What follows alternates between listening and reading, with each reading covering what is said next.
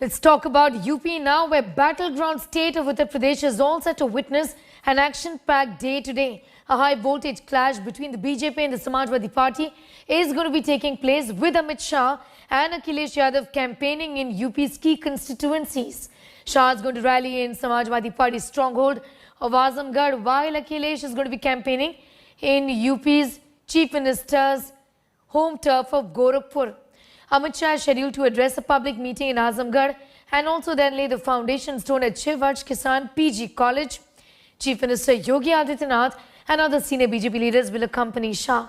Samajwadi Party Chief Akhilesh Yadav is going to be leading the third phase of his party's Vijay Yatra, in fact, in Yogi Bastion, Gorakhpur.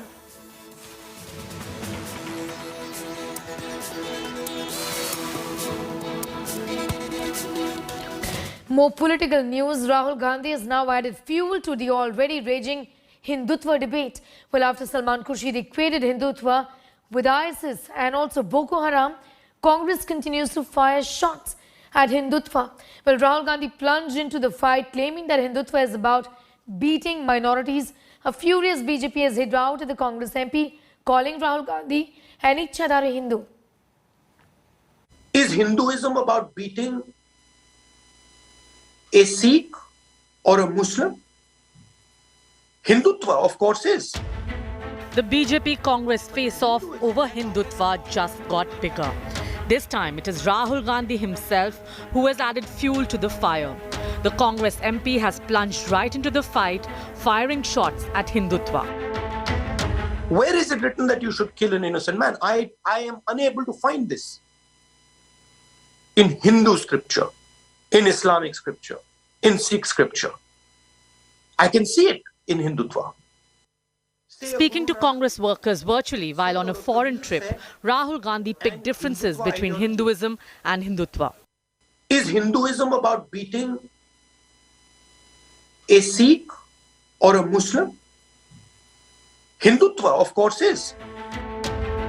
The war over Hindutva has exploded and the flames are getting too hot to handle.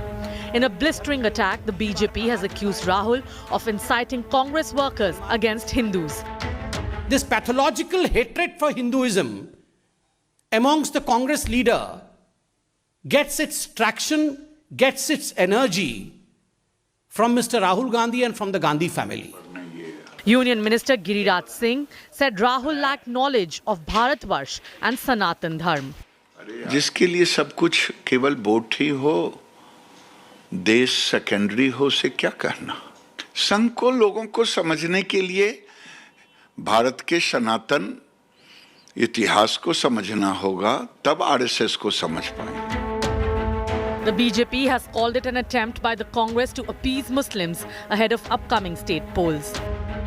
Rahul Gandhi, by coming out in the open and equating Hindutva to a violent ideology, when the Supreme Court of this India has opined that Hindutva is a way of life, very clearly indicates that the Gandhis are anti-Hindu.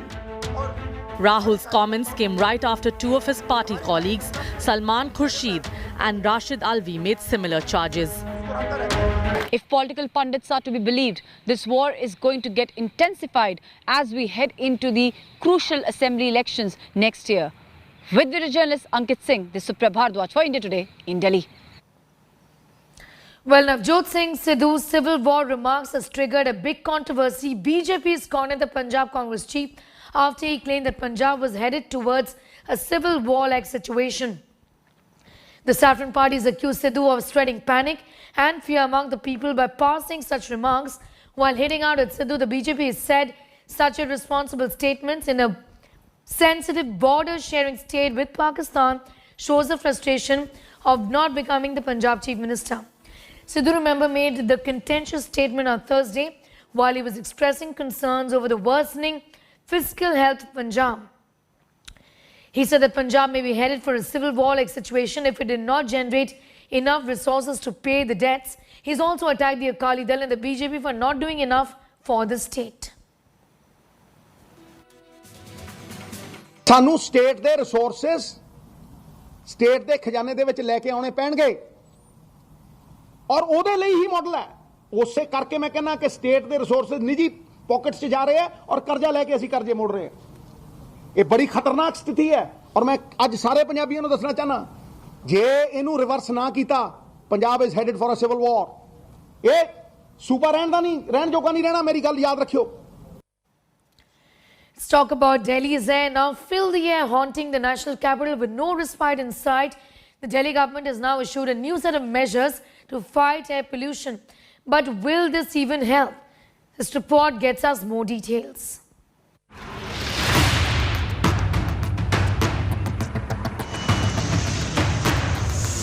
It is literally toxic to breathe in Delhi right now. If you just happened to be in Delhi on Friday, you smoked the equivalent of 15 cigarettes in 24 hours.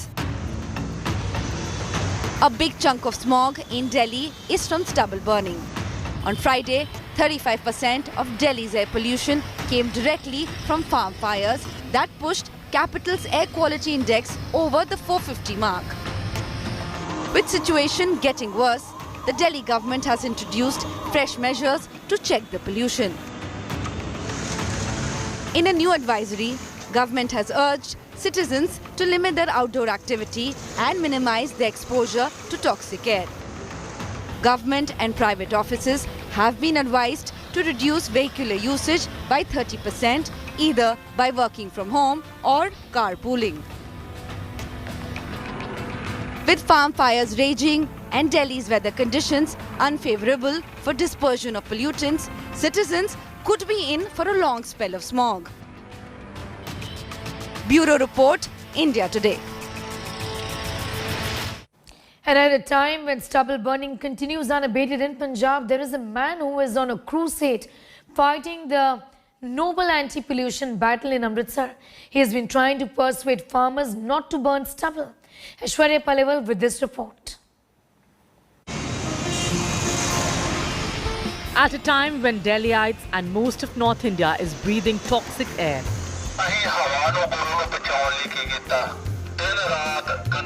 a man 400 kilometers away from the capital has taken up the mantle to stop farmers from burning stubble. Meet Gurmeet Singh, the anti-pollution crusader fighting the noble battle in Amritsar. For 50-year-old Gurmeet, his cycle and his loudspeaker have been inseparable companions for over a decade.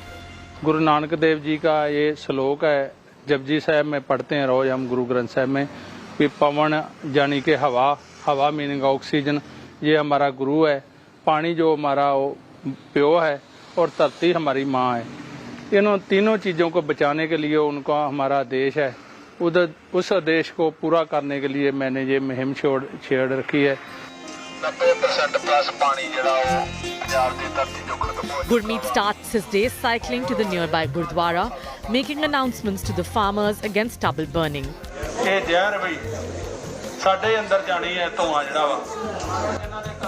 स्कूलों में जाता हूँ, गाँव में भी जाता हूँ, स्कूलों में सुबह जाता हूँ, मैं 8 बजे स्कूलों के बाहर जाता हूँ, वहाँ बच्चों को बोलता हूँ कि अपने घर में जे पेरेंट्स को और टीचर को ये सवाल पूछना कि 8-10 साल बाद हमारे पानी पीने के स्रोत क्या हैं। पराली नहीं जला रहे, हम आने वाले अपनी नस्लों को जला रहे हैं। ये आज समझें ना समझें, पर कल को हमारे को ये समझना पड़ेगा कि हमने अपने हाथों से अपने घर चलाया है। From the Gurdwara, he moves to nearby villages, telling villagers about the harms of farm fires and its effects on the air we breathe. What you see behind me is testimony of the very fact that both the agencies and the governments, central government as well as state governments, are not taking the issue seriously, because of which a year on, when I am here in the same state at the same time, what I see around myself is the entire state still burning. This is Aishwarya Paliwal reporting for India Today with camera person Satya Ranjan. Meanwhile, Bharat Biotech, a global leader in vaccine development and innovation, has announced that the final safety and efficacy analysis data from the phase 3 clinical trials of Covaxin has been peer-reviewed and published in the prestigious medical journal, The Lancet.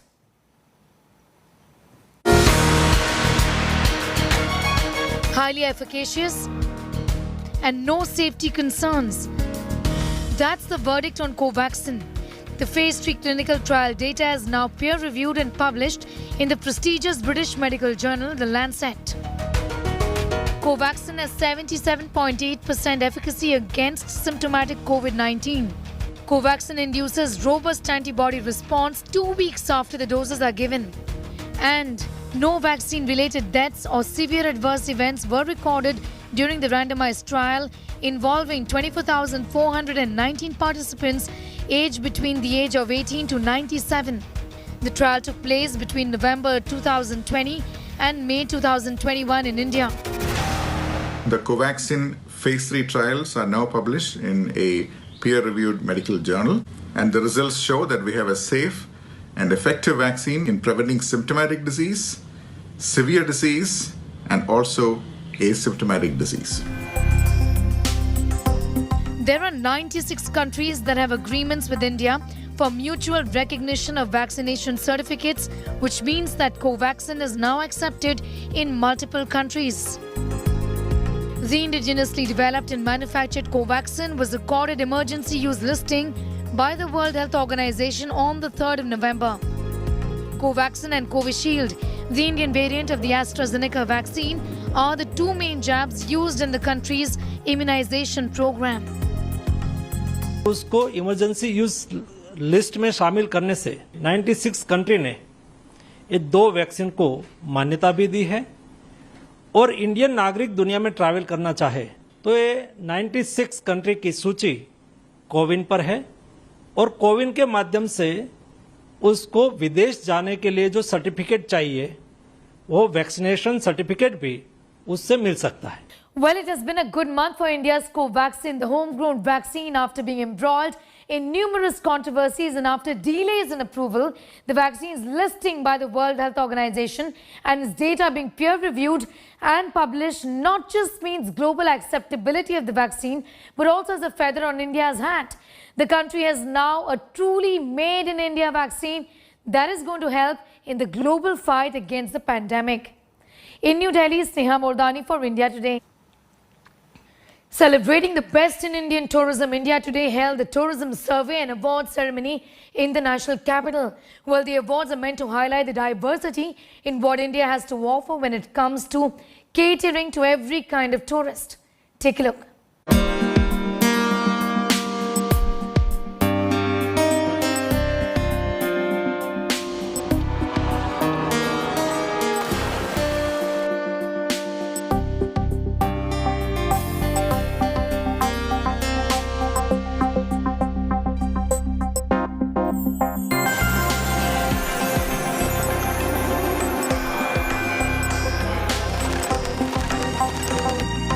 With myriad facets of tradition, culture, and vibrant geographies, India is a country like no other, a haven for any traveler.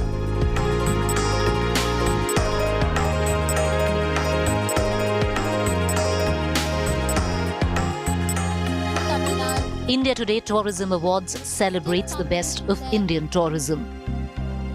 This year's awards ceremony was held in the national capital and was attended by the Tourism Minister G. Krishan Reddy. अगर corona के कारण कोई ज़्यादा effect हो गया, एक ही number 1 sector होता है tourism.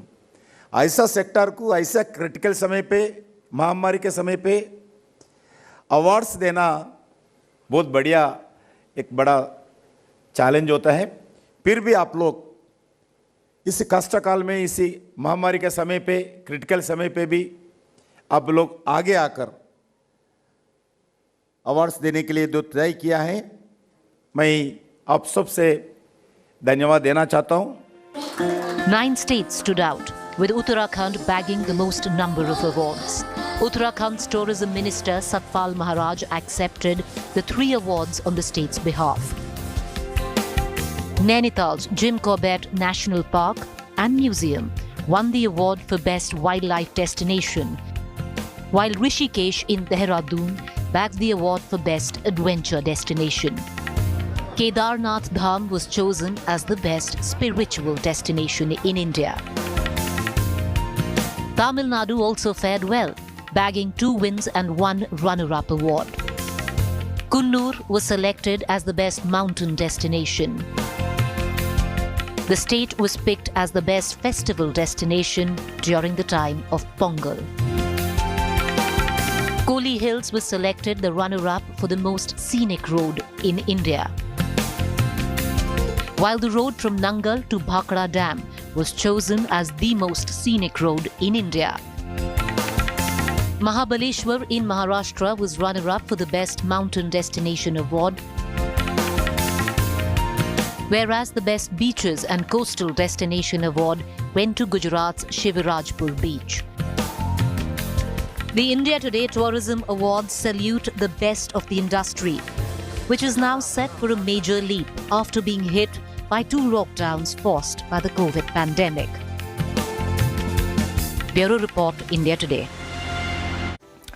Well, details of that story and much more is always up on our website too. That's indiatoday.in. You can also download the app.